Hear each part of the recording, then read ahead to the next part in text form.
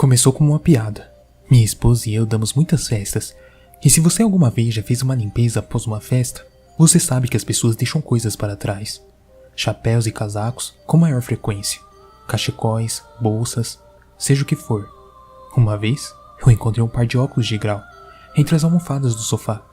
Tinham lentes grossas, tipo as de Velma. Eu não sei como o dono conseguiu chegar até a saída sem eles, e muito menos como eles voltaram para casa. Muitas vezes recebíamos uma ligação no dia seguinte ou na semana seguinte, alguém dizendo: "Hey, então, eu não consigo achar minha jaqueta. Será que eu deixei em algum lugar aí na sua casa?" Mas às vezes, ninguém fala nada. E Jenny é a minha esposa, não perdemos o nosso tempo ligando para cada um que estava na festa, perguntando se a pessoa tinha perdido o que quer que a gente tinha encontrado. Então, nós apenas colocamos em um baú de madeira que temos no armário e deixamos lá até que alguém venha procurar. Recentemente, nós demos uma festa de inverno e alguém deixou suas calças aqui. E não era esse tipo de festa, então eu fiquei bastante surpreso em encontrar um par de calças caídas no chão. Eram calças de neve, do tipo que você veste por cima de outras roupas para mantê-las quentes e secas. E elas foram dobradas e guardadas num canto. Eu imaginei que provavelmente alguém havia chegado aqui as vestindo por causa do frio, e então as tiraram quando entraram. Entre o calor da casa e o calor do álcool, eles devem ter esquecido de colocar de volta quando foram embora no fim da noite. Jenny olhou as fotos da noite anterior, mas não havia nenhuma imagem de alguém usando aquelas calças. Então, elas foram para o baú. Enquanto Jenny as guardava, ela comentou: "Aposto que podemos vestir uma pessoa por completo com o que está aqui dentro."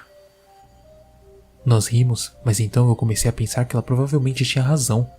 Então mais tarde, vasculhei o baú e como pensávamos. Além das calças nós tínhamos camisa com botões, vários casacos, inúmeros chapéus, um par de luvas, alguns cachecóis e 2 pares de sapato.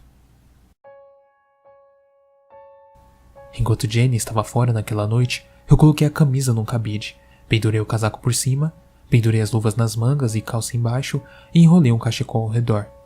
Então, pendurei aquilo no corredor, coloquei um chapéu no topo e os sapatos embaixo das calças.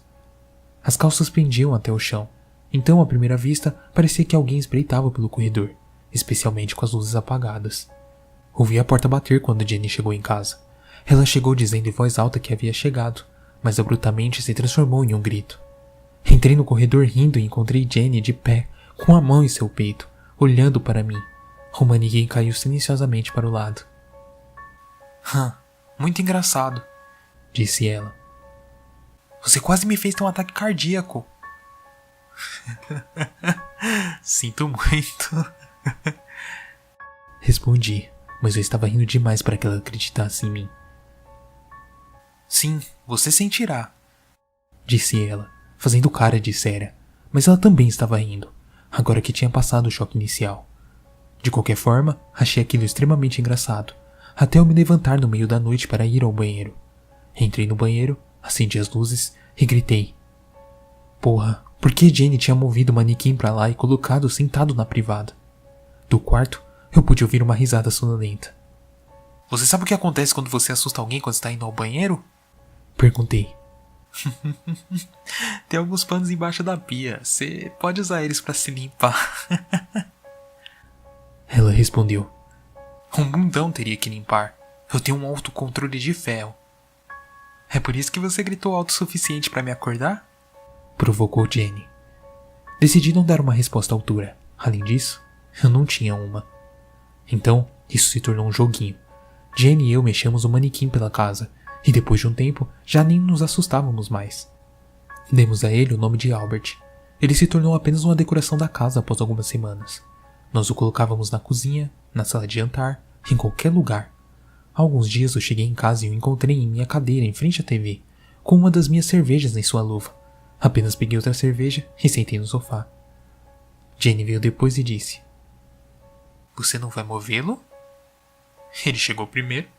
Encolhi os ombros. "Você é ridículo", disse Jenny e pegou a cerveja de Albert.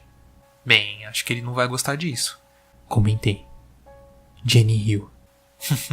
"O que ele vai fazer a respeito?" Isso foi há alguns dias, como eu disse. Ontem, cheguei em casa e encontrei Albert pendurado na janela na parte de trás da casa. Suas roupas estavam salpicadas de algo vermelho, e havia uma faca suja também de vermelho em uma das suas luvas. Era uma visão horrível. Eu aplaudi a engenhosidade de Jenny. Ele te pegou, querida? Chamei, sem resposta. Obviamente, ela não iria desistir de uma piada tão facilmente. Ei, essa coisa vermelha está pingando no chão. Eu disse alto o suficiente para que ela me ouvisse, de onde quer que ela estivesse se escondendo. Bom, eu acho que tá manchando o tapete. Ainda nada. Então peguei um papel toalha e enxuguei o sangue. Então eu tirei a faca da luva de Albert. O que quer que Jenny tenha usado realmente parecia com sangue. Eu estava começando a ficar desconfortável. Amor? Ok, você me pegou. A brincadeira já acabou. Ainda sem resposta. Então eu comecei a procurá-la. Procurei pela casa inteira, mas eu não conseguia achá-la em lugar nenhum. Seu carro estava na frente, mas Jenny havia desaparecido. Eu liguei seu celular, mas caiu direto na caixa postal. Quando deu meia-noite e ela ainda não tinha aparecido, eu comecei a entrar em pânico. Eu liguei para alguns amigos, mas ninguém sabia dela. Eu decidi dormir um pouco e então pensar no que fazer pela manhã. Deitei, apeguei as luzes e, quase caindo no sono, quando ouvi um leve barulho no corredor. Abri meus olhos para ver Jenny na porta. Onde você está? Comecei dizendo, acendendo as luzes. A minha voz travou. Não era Jenny, era Albert, pendurado no corredor do meu quarto, balançando ligeiramente para frente e para trás. A faca estava de volta em sua mão. Meu coração estava disparado. Isso era obviamente Jenny levando uma brincadeira longe demais. Mas quando chamei por ela novamente e ela não respondeu, meu medo aumentou. Eu tirei as roupas do cabide e as levei até lá embaixo.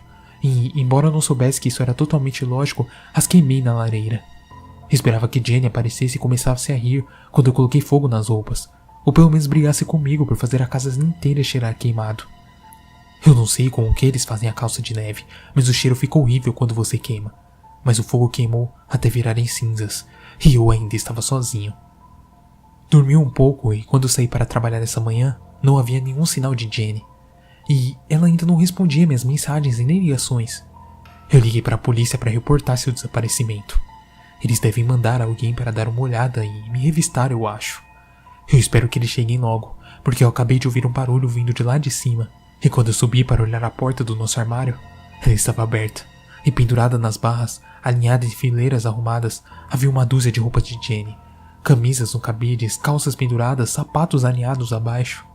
A porta do quarto fecha apenas pelo lado de dentro, mas eu fechei e usei minha gravata para amarrar a maçaneta, o corrimão do corredor. Eu estava prestes a sair de casa, mas ainda havia um cabideiro na porta. Eu realmente não me lembro de ter alinhado meus sapatos daquela forma quando eu cheguei em casa. Eu espero que a polícia chegue logo.